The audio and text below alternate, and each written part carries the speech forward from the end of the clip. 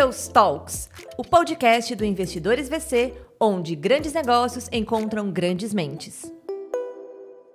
Obrigado, pessoal. Um prazer estar aqui com vocês hoje. Já conhecia o Pedrão, a Muri acompanho já há um bom tempo aí por causa de todo o ecossistema de startups, tecnologia. Eu também te acompanho. Pô, valeu. Baita prazer estar aqui. Obrigado pelo convite. Ótimo. Pô, eu acho que assim, é sempre talvez o melhor formato para essa conversa é entender a tua história de vida, Pedro. Você não nasceu empreendedor? Quando que você descobriu? Você teve alguns empregos, né, antes. Então conta um pouco pra gente, assim, quem é você, qual a história de sua história de vida e como foi a tua jornada até você entrar pro mundo de startups e venture capital. Boa.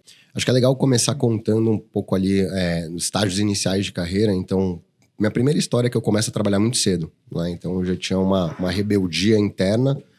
Eu ia muito mal no colégio, e aí por isso meu pai arrumou um trabalho para mim de office boy, e onde eu fiz meu primeiro dinheiro, e ali eu acho que eu consegui tangibilizar de fato que o trabalho ele liberta a gente, né? Deixa você mais livre para tomar suas decisões, você ganha o seu próprio dinheiro.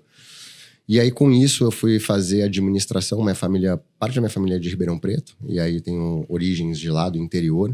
E aí eu fui fazer administração lá. Acontece que eu não me encaixei bem em administração, voltei para São Paulo e entrei no o famoso curso de publicidade e propaganda. Nossa, eu fiz a mesma coisa, cara. Na SPM, você foi na SPM.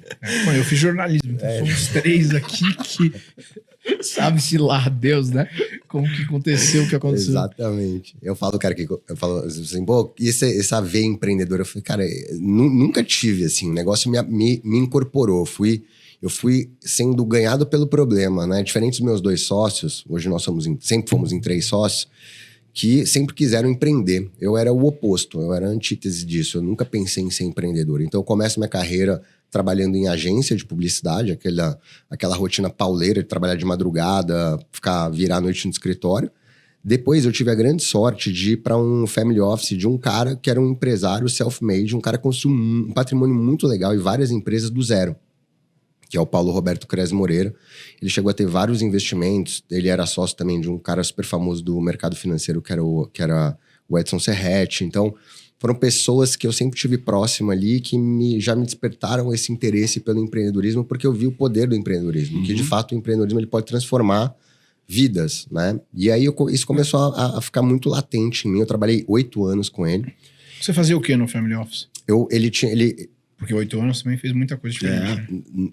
Escopo mesmo, head de marketing. Eu entrei lá como analista de marketing, depois eu virei coordenador, gerente, head de marketing. Nossa, é uma posição diferente, né? Family office com head de marketing. É que ele me colocava para tocar as empresas que ele investia, entendeu? Tá. Então, por exemplo, ele começou a montar um grupo de restaurantes. E aí ele me colocou lá, eu comecei nesse grupo, que foi um grupo muito relevante em São Paulo, teve várias unidades, que era o General Prime Burger, o Italy, o Girarosto, o KA. Ah, legal. Foi um grupo que teve bastante relevância em São Paulo, investimentos altos, um faturamento super alto.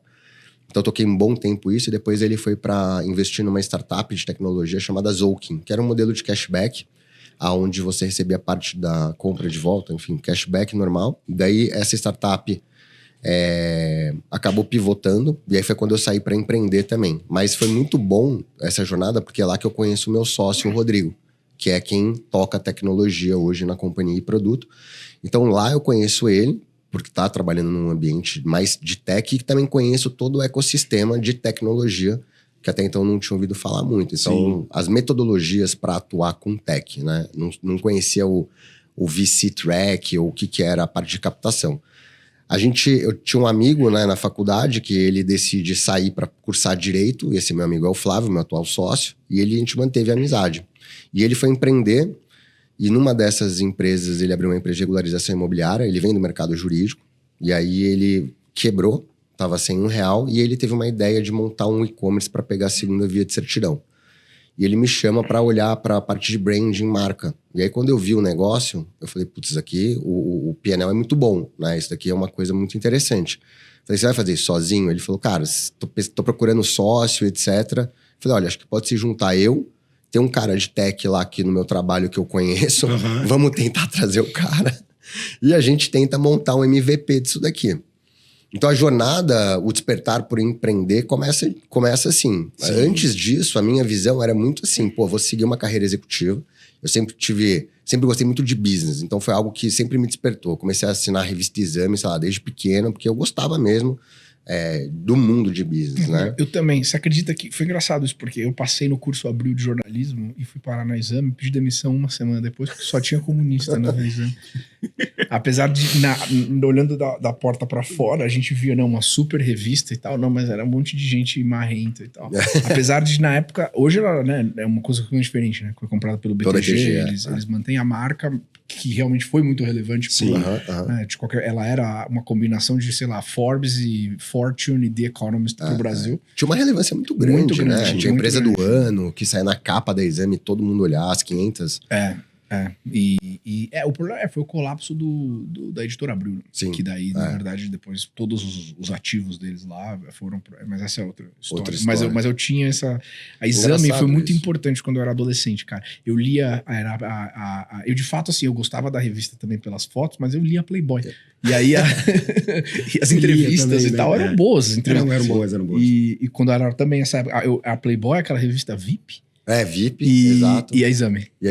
Não, e é engraçado, nunca tinha conhecido alguém, porque eu passava na banca, eu via aí, e tinha aquela questão de ter os executivos na capa, né? Sucesso era, saiu na capa da Exame, né? Isso até 2000 e... Sim. Cara, quando eu comecei a empreender, ainda era um veículo muito relevante. Isso em 2015 ainda era, os caras saíram na capa da Exame.